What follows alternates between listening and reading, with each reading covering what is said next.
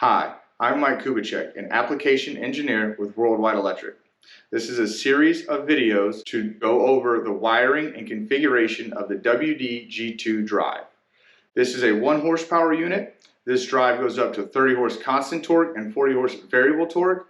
All demonstrations are on a 1 horsepower unit, but the wiring and configuring is the exact same across the entire horsepower range.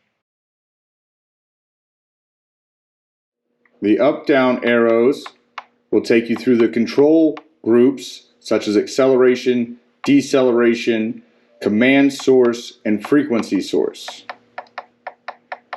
The mode button to the left will take you through the different parameter groups such as drive, basic for motor information, advanced, control, inputs, outputs, and things of that nature.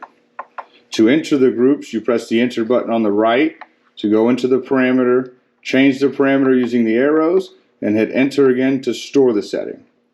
Then hit the mode button to go back to the main screen.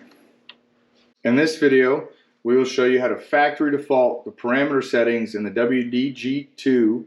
To reset the parameters to factory default, we will need to use the mode button to go into our DR parameter group.